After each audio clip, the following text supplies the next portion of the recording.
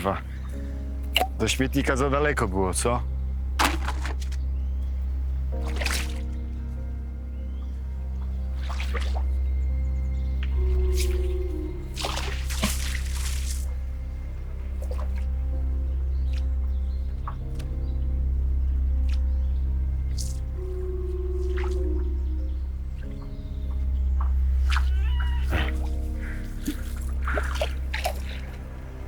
Biwaczek był, najedliśmy się, ale gratów nikt nie umył.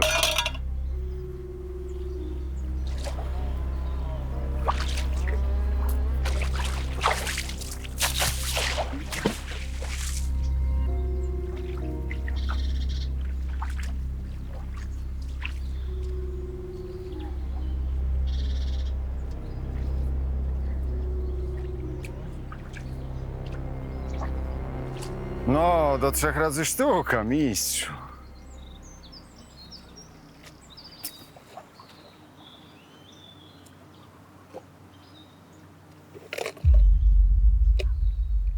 Ja pierdolę.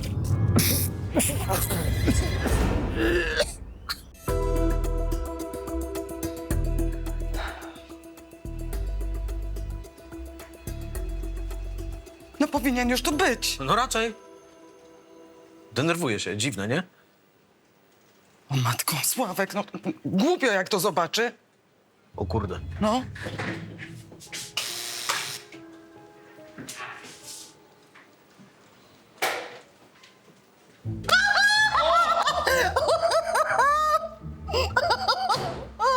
Cześć. Dobre zdjęcie, Sławek, tylko chyba na tę wstążkę to trochę za wcześnie, co? Cześć, potoczny. Andrzeju, zmartwychwstały. A ty jak? A ty jak zwykle zarobiony po pachy, co, Sławek? Przystojny, jak zwykle do pracy gotowy. Andrzej, ja muszę cię przytulić. Tym jednym kawałku, to jakiś cud. Myśmy tu morze łez z rozpaczy za tobą wylali. Wszyscy. Potocznie. Witamy z powrotem. Poobijane, ale w jednym kawałku, co? Szybko cię wypisali z tego szpitala. Nudziło mi się to. Dobra, panowie, dosyć tej wylewności. Proszę mi się to wpisać. Raz i raz. Sławek, zachowuj się. Komisariat na Gorczaku, starszy sierżant Broda. Aha. Jasne. To się tutaj, panowie, nie rozsiadajcie, bo jedziecie właśnie nad rzekę. Tam macie wszystko to, co najpiękniejsze. Woda, szuwary, makabra w kawałkach. Świetnie. A kawkę chociaż można wypić? I mundur założyć? To ja kawkę zrobię. Dobrze was widzieć.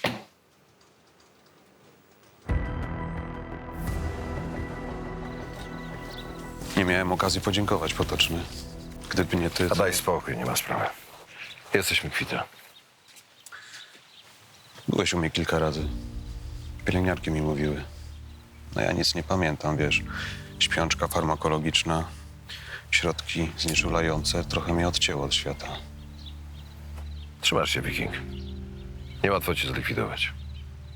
No ale dzięki tobie przeżyłem. Pamiętaj, że sprawa tatka pozostaje między nami. Prawdę znasz tylko ty i ja. No i twój brat. Kropka.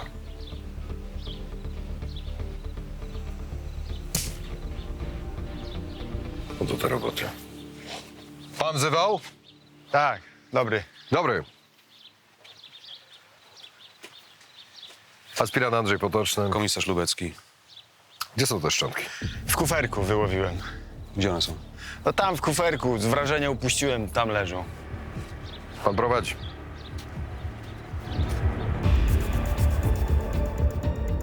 Muszą trafić na badania. Patolog spróbuje wypreparować grupę krwi albo DNA. Mam nadzieję, że uda się ściągnąć odciski palców, jeśli w ogóle z tego kuferka. Przyślę tutaj grupę płetwonurków, może znajdą resztę. Na to, że przeżyli, to bym nie liczył. Bidoki, tak wykastrować facetów, że to zwyczajnie nieludzkie. Dobrze, panie Pień, to wszystko. Dziękujemy. Jeśli będziemy czegoś potrzebować, to skontaktujemy się. Dziękuję. Tutejsi na mnie szuwarek mówią, jakby co. Panie Szuwarek! Chodź pan tu. z tym magnesem? Ten magnes, to dużo można wyciągnąć? Jaką wagę? No ten to tak do 80 kilo, ale są mocniejsze. W Amsterdamie to takim rowery z kanału wyciągają. I pan sobie tutaj tak wyciąga różne rzeczy na Gorczaku, co? O, Pieniądze pan z tego ma? no słabe to puszki, kapsle, koła bez szprych. W Amsterdamie to mój brat z takich połowów to żyje jak król. Aha. A jednak pan to robi regularnie, nie? No bo to taki rodzaj sportu. Jest adrenalina, emocje i wszystko robię zgodnie z prawem. Na razie, póki państwo na tym łapy nie położy. No mi się wydaje, że pan jakieś cenniejsze rzeczy potrafi wyłowić, nie? To jest Gorczak. Raj dla złodziei. Wie pan, o czym mówię? Nie. Nie wie pan? To pojedziemy do pańskiego mieszkania. To się przekonamy, czy nie ma pan czegoś cenniejszego. Może znajdziemy coś ciekawszego niż garnek po spalonym bigosie. Kurwa, to ja wam zgłaszam 2 odcięte fiuty, a wy mi będziecie kipić na chacie robić? No ludzie. Gorczak.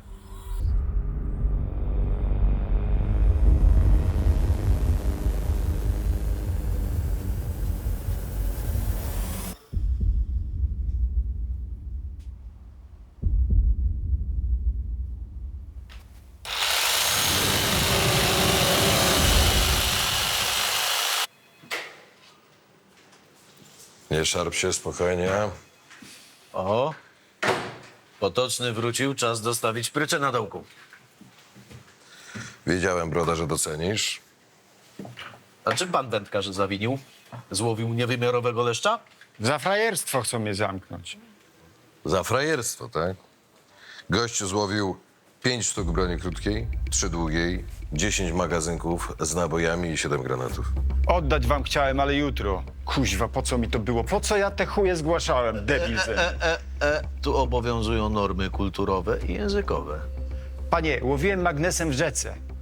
I zamiast złotej rybki złowiłem kuferek z odciętymi fujarami. O, wędkowanie, rzeka Makabra. Na magnes pan powiadasz? Broda, jak będziesz chciał sobie pogadać z panem, to zapraszam na dołek. A teraz otwórz kratę.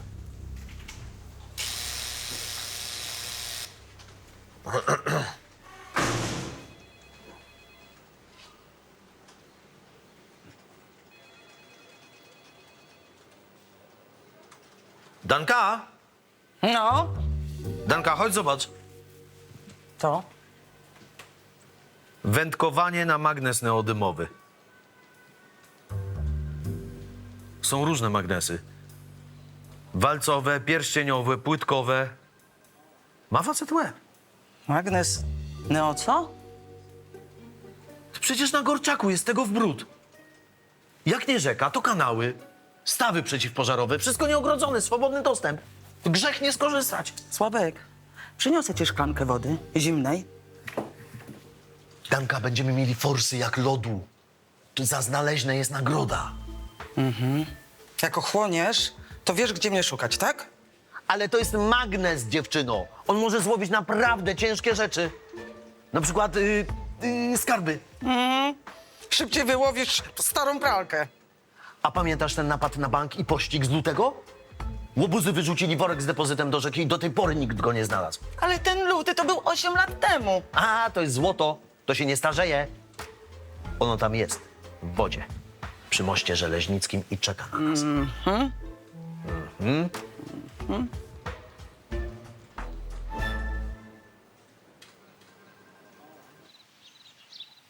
Rodzinne browary.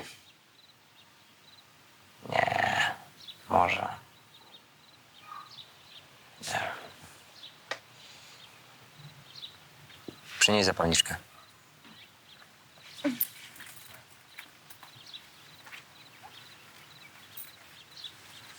Ty podpalić nie chcesz, co ty? Zostaw. Ale misiu. Pizzę mi zamów, głodny jestem. Z ketchupem czy bez? Z sosem czosnkowym. Czekaj. Zamów 2. Super, będzie 3 za darmo, bo jest w promce. Załatwiłeś? Nie. Kurwa morda, jaja sobie robisz. Szefie, potrzebuję więcej czasu. Ale na bank załatwię temat. Kurwa, nie mów mi, że nie ma nikogo na Gorczaku, kto nie pociągnie za cyngiel za kasę. Jest na pęczki, ale żadnemu z nich nie ufam. Może sam zajmę się tą sprawą. Ciebie znają, twoją gębę znają. Ja sam też nie mogę pójść i rozjebać mu łba. To musi być ktoś, kogo się nie spodziewa. Kogoś takiego właśnie szukam. To zimy będziesz szukał.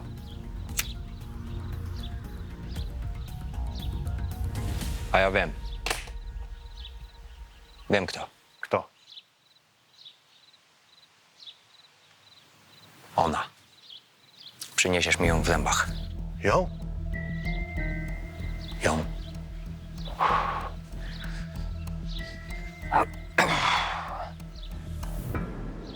Parabańki. Mało roboty, dużo kasy. I tak, kurwa, trzeba żyć. Masz pan szczęście, że ten pański arsenał to kupa złomu. Przecież w wodzie leżał, to do czego się nadaje? Może na wystawę do muzeum? Tłumaczyłem, to nie docierało. My jesteśmy od tego, żeby sprawdzić. Dla dobra obywateli. Tak, jasne. Do widzenia. Boże, jakie do widzenia? Żegnam. Zaraz. Moment.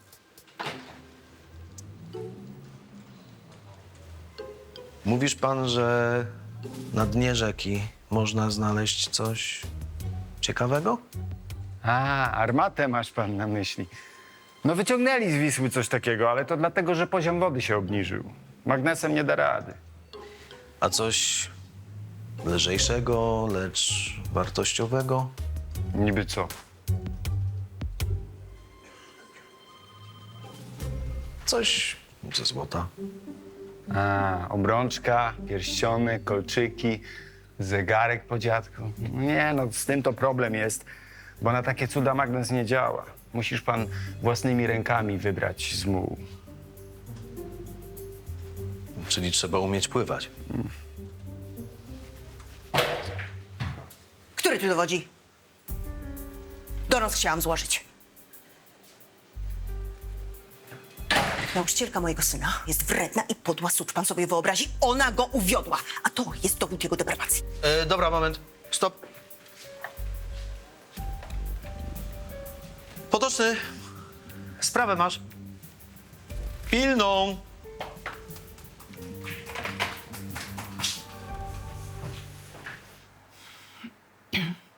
Pani Ewelina Kosik, matka pani ucznia, twierdzi, że pani relacja z jej synem, Krystianem, jest, jakby to rzec, zbyt zażyła. W sensie? Za dużo czasu mu poświęcam? Tak można powiedzieć.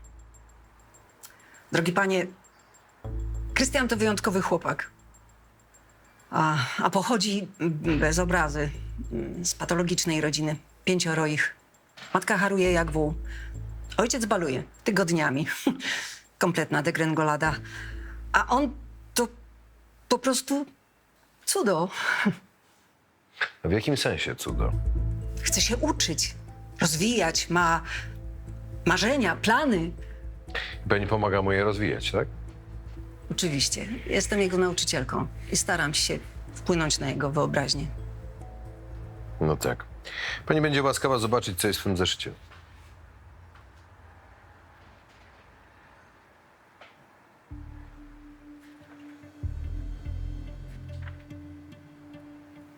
Ale co ja mam z tym wspólnego? O co tu chodzi?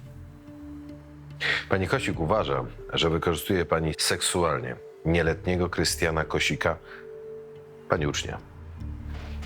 Że co? Sprawa zostanie zgłoszona prokuratorowi.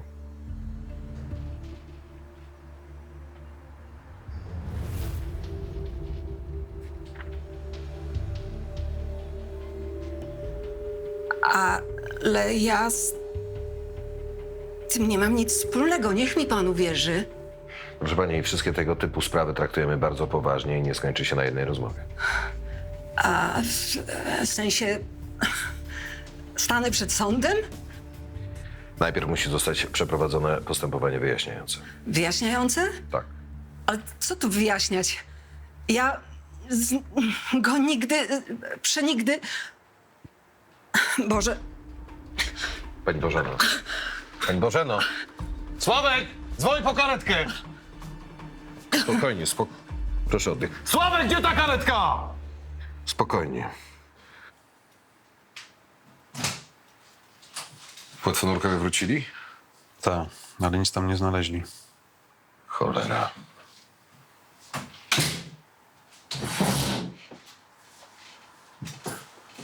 Patolog coś ustalił? Nie.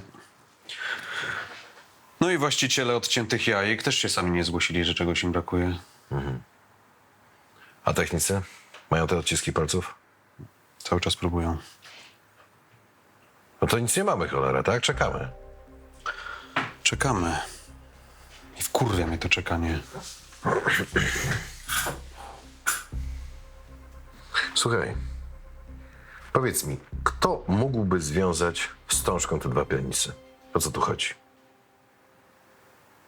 Może denaci byli gejami. Może to wykastrowanie było jakimś rytuałem. Może to była zemsta. Razem żyliście, razem zgniecie w piekle, połączenie na wieki, coś takiego, co? No zabójca nie zabił, żeby zabić. Działał w emocji. Był wkurzony. No czegoś nie akceptował.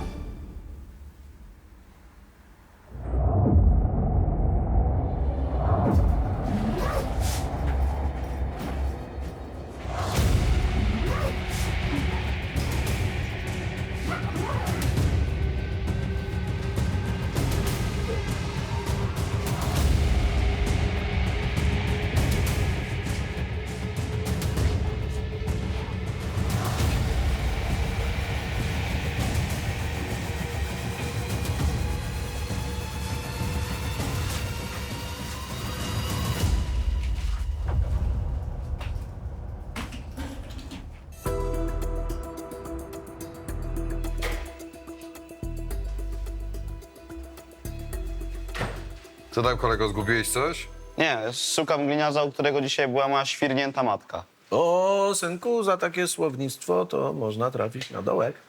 Zajumała mi zeszyt, a to jest naruszenie prywatności. Wzięła go i przyniosła go tutaj. A jak ty się nazywasz? Krystian Kosik. Twoja matka Ewelina Kosik? Tak? To ja z nią rozmawiałem. I to ona u mnie zostawiła twój zeszyt. Przeglądał go pan? Jakim prawem? On jest mój. Nie ruszę się stąd bez niego. Oddajcie mi go. Posłuchaj, ja już skończyłem służbę na dzisiaj.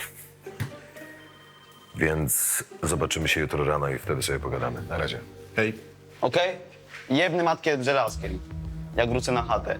Zrobię to tak, jak mój ojciec to robił. Weź się uspokój, co? Nie, macie mój zeszyt. To jest moja prywatność. Nie ruszę się stąd bez niego, no. Coś mi się wydaje potoczne, że ty jednak służby dzisiaj jeszcze nie skończyłeś. Co ty zrobiłeś, Krystian? Dlaczego przez ciebie mnie tu wezwali? Przez ciebie pani Bożena ma problemy. Teraz jest w szpitalu, a jutro będzie postawiona przed prokuratorem. Dziecko, ta kobieta wyrządziła ci krzywdę, zasłużyła na karę. Karę? Za co? Za to, że mnie chwaliła, że dawała mi książki do czytania. Dzięki niej poszedłem do teatru. Dobrze, młody, spokojnie. Usiądź i wyjaśnij wszystko na spokojnie. Pani Bożena mnie tylko chwaliła, no. Uważała, że mam lekkie pióro, że mam wyczucie stylu. Chciała, żebym pisał. Tylko ona mnie chwaliła i tylko ona mnie pytała, co czuję. A skąd te rysunki, co? Co byście razem robili? Mama, ja ślepy nie jestem. Wiem, jak pani Bożena ładnie wygląda, jak pięknie pachnie. Po prostu lubię na nią patrzeć. Czyli rozumiem, że te rysunki, które są w tym zeszycie, to są tylko twoje fantazje, a pani Bożena nie zrobiła nic niestosownego, nie dotykała cię, nie przekroczyła granic. Dobrze mówię? Tak. I ja mam uwierzyć w te bzdury? Co? No to skąd te rysunki, synek? Ty masz dopiero 15 lat. Dla niej zacząłeś się uczyć? No, tak, ponieważ chciałem, żeby mnie dalej chwaliła, no. Jara mnie to. Dlaczego pani nie zapytała syna, o co chodzi?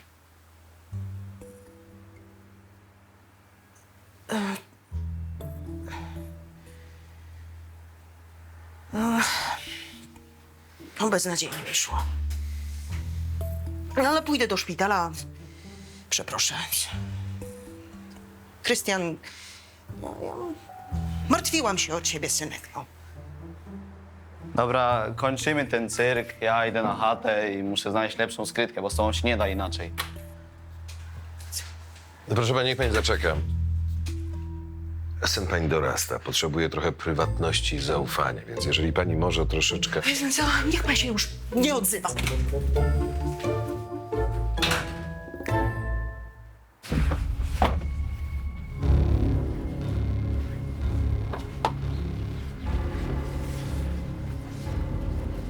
Gdzie jedziesz? A co z kinem? Może pojadę z tobą? Dlaczego nie? Za 2 godziny? Proszę cię, wracaj!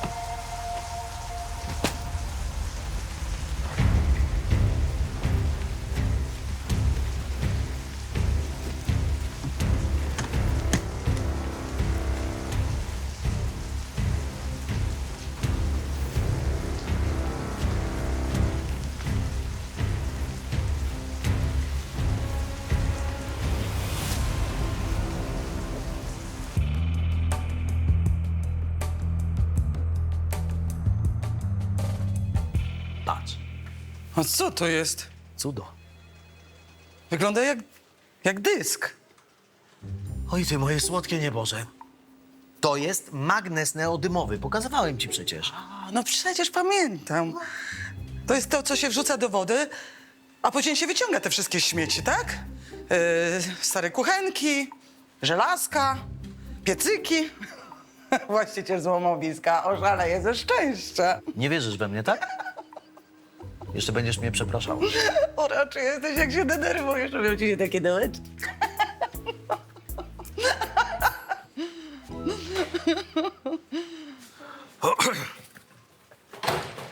Cześć. Podoczny, robota czeka. Jak zawsze. Znalazły się pozostałe części układanki. No wczoraj były fujarki, dzisiaj pozostałe części pasujące do fujarek. Do fujarek? Świetnie.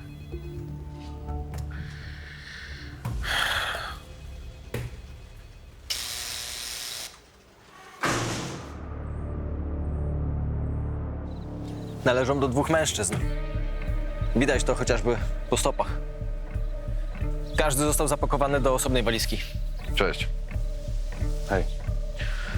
Kiedy zginęli? Na pierwszy rzut oka ze 3-4 dni temu. Dokładnie powiem ci po sekcji. A genitalia? Nie, ale wcześniej widziałem jeszcze ślady szronu. Czyli musieli być gdzieś przetrzymywani. No, w chłodni na przykład. Rozumiem, że to mogą być właściciele tych penisów znalezionych wczoraj. Zgadza się. Dzisiaj będziecie mieli raport, ale już teraz wiem, że zostali poćwiartowani po śmierci. Również te genitalia, które znaleźliście wczoraj, zostały odcięte po fakcie. To nie zapomnij sprawdzić grupy krwi. Jasne, jasne. To co, napatrzyliście się? To zabieram ich do siebie na stół. Dobra, dzięki. Słuchaj. Jeżeli odcięte penisy były wrzucone do wody, to te walizki też powinny być w rzece, nie? Wiesz, w sumie łatwiej było wyrzucić tutaj. Pusta droga, rów. przy rzece by było za dużo pierdzielenia, to w końcu ciała 2 dorosłych mężczyzn. Dobra, tylko jest jedno pytanie. Dlaczego zabójca robił podwójne widowisko? Nie wiedział, co robić? Najważniejsze to sprawdzić personalia naszych denatów, a reszta będzie prosta jak budowa cepa. To do roboty.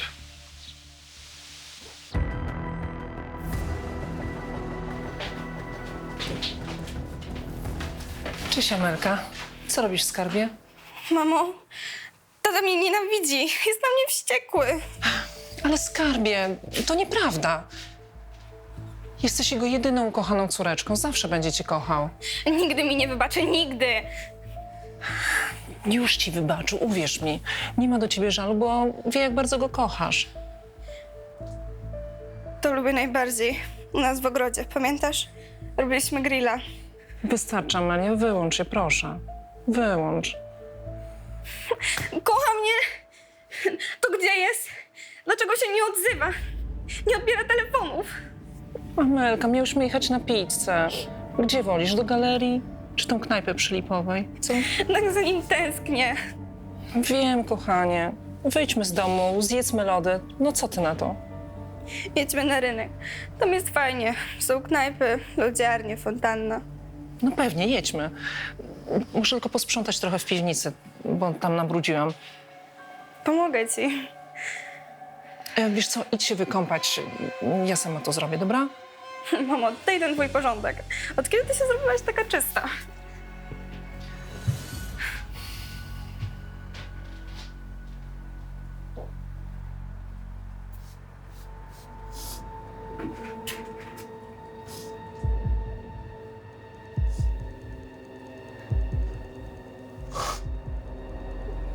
Skurwiele. Nienawidzę was.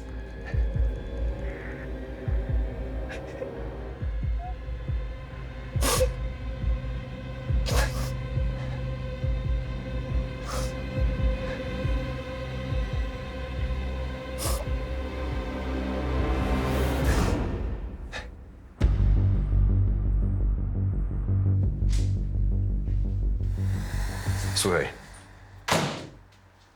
Zimny doktor potwierdził, że te odcięte penisy należały do gości, którzy byli w walizkach. No to powinienem się cieszyć, że mamy 2 trupy, a nie 4. No, powinieneś się cieszyć, bo jednego z nich zidentyfikowaliśmy. Ty to potrafisz zbudować napięcie. Mam wprawę. Lubię ludzi trzymać w niepewności. Jeden z tych wykastrowanych nazywał się Piotr Jarząb. 10 lat temu ubliżył funkcjonariuszowi i trafił do AFIS-u. Coś jeszcze? Nieżonaty, bezdzietny, brak social mediów. No ale musiał gdzieś mieszkać, nie? Może miał samochód. Bingo. Miał firmę spedycyjną, wynajmował tiry. Dodatkowo lubił dobre, z wysokiej półki fury. Miał takie 2. No to warto je przeszukać. Może znajdziemy tam paluchy tego drugiego.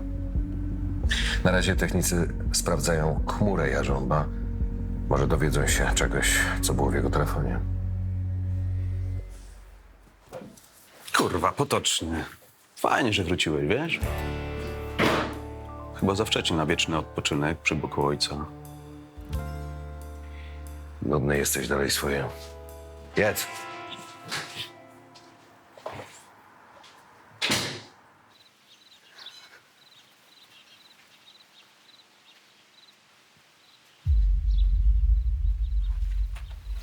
Czego chcesz?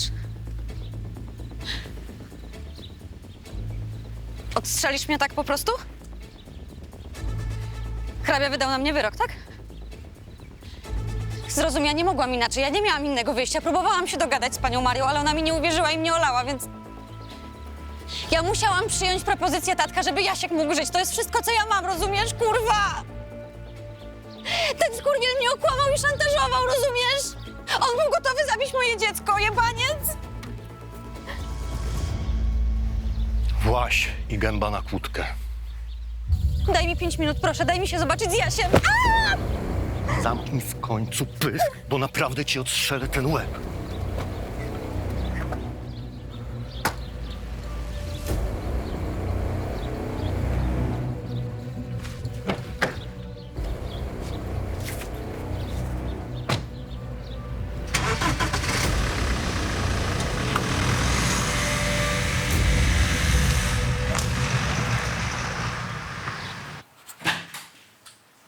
Potoczny. No. Zidentyfikowaliśmy tego drugiego Kostrata. To kochanek Jarząba, nazywa się Szymon Leński. Ty jesteś pewny, że oni byli kochankami? No tak wynika z treści maili, SMS-ów, wspólnych zdjęć z wakacji, romantycznych kolacji, łóżeczku. No widzisz, z faktami się nie dyskutuje. W takim razie był ktoś trzeci, komu nacisnęli na odcisk. Pytanie tylko kto? Konkurencyjna firma spedycyjna, klienci i o co chodziło? Umowy, przetargi, pieniądze? Albo ten trzeci bez pary. Zdradzony, porzucony, zazdrosny. Wiesz coś więcej na temat tego Leńskiego? Nie. Miałem nadzieję, że ty się tym zajmiesz.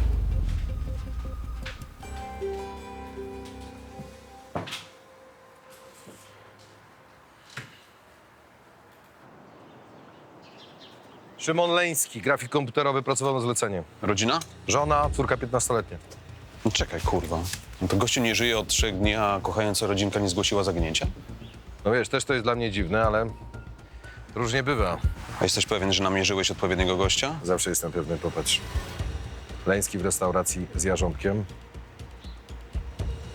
Leński z żoną i córką. Tu nie ma miejsca na pomyłkę. Dobra.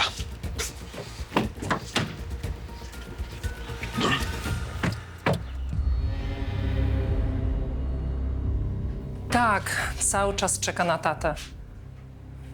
Nie wiem, mamo. Muszę się trzymać, a co mam zrobić? Nie mam innego wyjścia. Najpierw byłyśmy w kinie, później poszłyśmy na pizzę. No wiem, że się ułożę. Jest w łazience, powinna już wyjść. Poczekaj chwilę. Amelka! Babcia chce z tobą rozmawiać. No pospiesz się, kochanie. Siedzi tam już chyba z godzinę. Mamo, odzwonię do ciebie, okej? No, na razie, pa.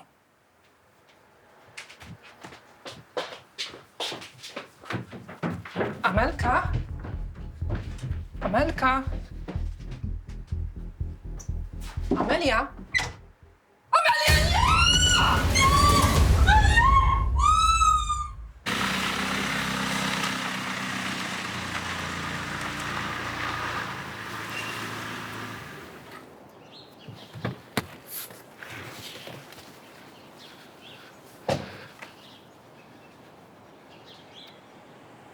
Jest. Jest. Gdzie?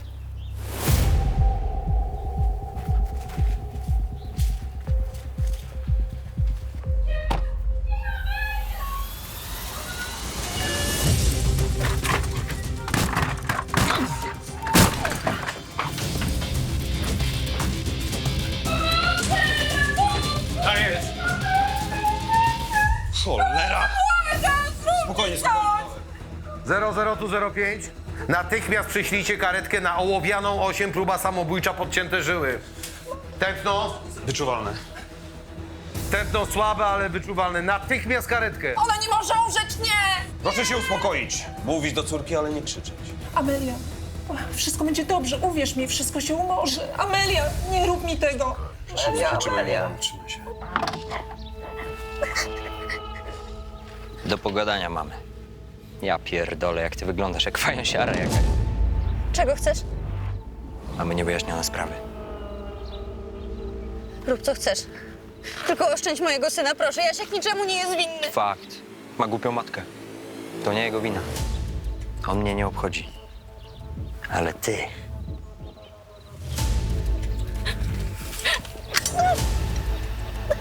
Zdradziłaś mnie. I milczysz, czyli zdajesz sobie z tego sprawę. Dobrze, nie będziesz pyskować.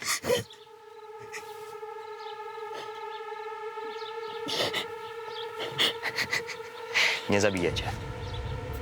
Jeszcze. Jeszcze.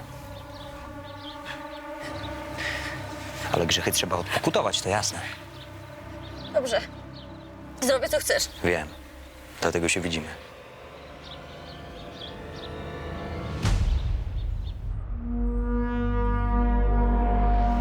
Jeden z denatów to pani mąż, a drugi to jego kochanek. Dlatego nie żyją? Nie wiem, o czym pan mówi. Przed poćwiartowaniem zostali wykastrowani. To pani sprawka. Nic nie powiem. Nic nie szkodzi. To ja powiem za panią. To pani ich zabiła. Z wściekłości, w zemście, w rewanżu za upokorzenie. W szale wykastrowała ich pani, a później poćwiartowała. Nie miała pani siły wyrzucić ciężkich walizek do rzeki, więc wywaliła je pani do rowu. A córka wszystko widziała i nie wytrzymała. Niech jej pan do tego nie miesza. I podcięła sobie żyły. Jak dowiedziała się prawdy o tatusiu, którego zabiła matka. Wystarczy. Niech mnie pan wsadzi za kratki i już. Skończmy z tym. No wolałbym, żeby pani sama to wszystko zeznała i podpisała.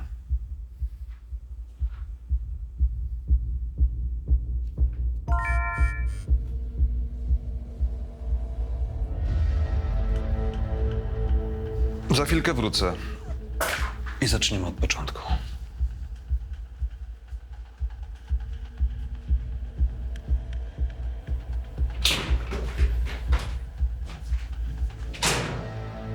No i co? Ta Monika Leńska przyznała się do podwójnego zabójstwa? No na początku nie, ale teraz jest gotowa podpisać zeznania i wziąć winę na siebie. A co, zastanawiała się? Czy się przyznać, czy nie? No mnie też to dziwi. Dobra, słuchaj, są dwie sprawy. Pierwsza jest taka, że dzwonili ze szpitala. Jej córka przeżyje. Okej.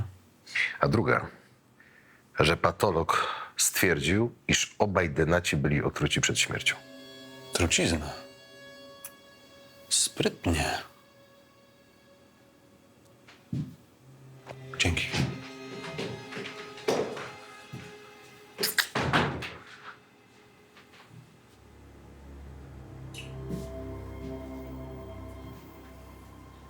Pani Leńska, mam dobre wiadomości. Amelia będzie żyć. Mój Boże. To dla mnie najważniejsze. I będzie odwiedzać mamusię w Pierdlu, a tatusia na cmentarzu. No ale cóż, rodziców się nie wybiera. Ale moje dziecko będzie żyć. I tylko to się liczy. Jak tylko będzie to możliwe, będzie musiała złożyć zeznania. Oczywiście w obecności psychologa. A dzielnicowy już z nią jest. Ma córkę w tym samym wieku. Ale po co? No musimy się dowiedzieć prawdy. Co wie, co widziała, jak doszło do zbrodni. Ale dajcie jej zapomnieć. Ona ma prawo zapomnieć. To jest jeszcze dziecko. Proszę pani. Pani dziecko podcięło sobie żyły, bo chciała zapomnieć, że matka zabiła ojca. Ale to nie jest tak. A jak? Proponowałbym zacząć mówić prawdę, bo jak na razie to pani kłamie. 2 miesiące temu Amelia doznała szoku. Dowiedziała się, że jej ojciec porzuca rodzinę dla mężczyzny. Rozmawialiście z nią o tym? Oczywiście. Poznała partnera ojca i myśleliśmy, że pogodziła się z tą sytuacją. Ale ona czekała tylko na odpowiedni moment, żeby dowiedzieć się, jak działają różne trucizny. Okej.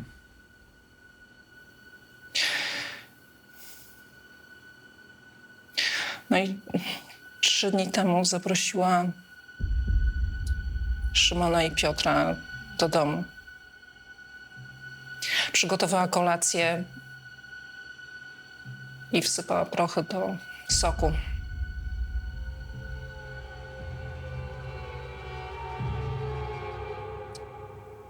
Otruła ich.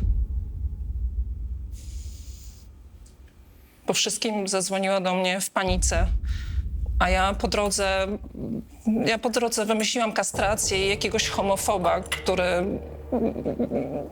który ich dopadł. Okej, to te penisy w szkatułce. A ciała? Wrzuciłam je do zamrażarki. Wczoraj je pocięłam. Myślałam, że to wszystko się uda. Że zataję prawdę. Chciałam chronić moje dziecko. Moja córka jest dla mnie najważniejsza. No niestety pani córka też będzie musiała ponieść konsekwencje. Ale nie, niech pan nie zamknie. Moja córka jest dla mnie najważniejsza i muszę ją chronić. Rozumie pan? No jak na razie to nieźle pani idzie.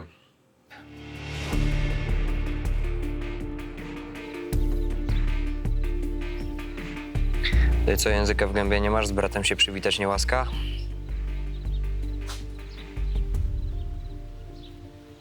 Daj spokój. Spierdalaj, mała, odezwę się. Nie masz mojego numeru. Jędruś, a świat dzisiaj zbawiłeś? Czego chcesz? Zmęczony jestem. Trudno. Musimy coś ustalić. Tak? A niby co takiego? Tadek. Tadek dalej chodzi po tym świecie. Nie wkurwia cię to?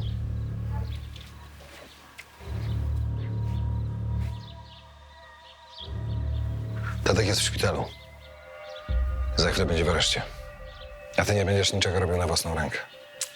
Za późno. Już zrobiłem. Wszystko załatwiłem. Będzie po mojemu, mówiłem. Sam, bo na ciebie jak zwykle nie można liczyć. A już myślałem, że coś do ciebie dotarło.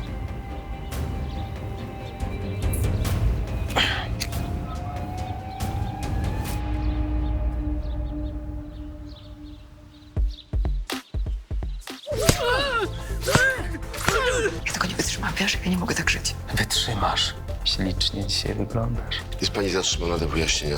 Ale ja leczę moich pacjentów, a nie ich zabijam. Ty, ja wiem, to ciebie na mnie nasło, ty. No kto? No, ISIS.